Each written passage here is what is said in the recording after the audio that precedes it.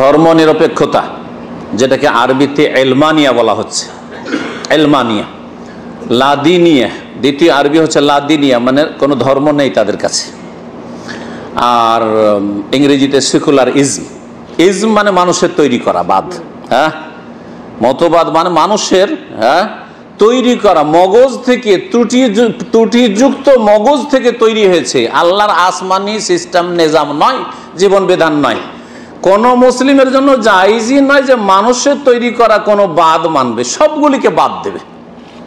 হ্যাঁ, যে যে মতবাদগুলি রয়েছে সবগুলিকে বাদ দিতে হবে। এটা হচ্ছে কুফর বি তাগুত, তাগুতকে অস্বীকার করা। ওয়ায়ুমিন বিল্লাহ, তারপরে আল্লাহর আসমানি যে বিধান রয়েছে কোরআন এবং হাদিসের, সেটার বাস্তবায়ন করতে হবে। সুতরাং ধর্মনিরপেক্ষতা একটি কুফরি মতবাদ, আর এর ওপর কেউ যদি সন্তুষ্ট থাকে তাহলে সে কুফরিতে শামিল। আর সেই তা দিয়ে যদি পরিচালনা করে কোনো কিছু দেশ অথবা সমাজ, আর তার যদি খেদমত করে, তাহলে তারা কুফরির মধ্যে রয়েছে। আল্লাহ পাক তাদের যেন ইসলামের সহি জ্ঞান দান করেন, আর তারা সত্যিকার মুসলিম হলে তাদেরকে ফিরে আসার যেন তৌফিক দান করেন। তাদের জন্য হিদায়াত কামনা করি।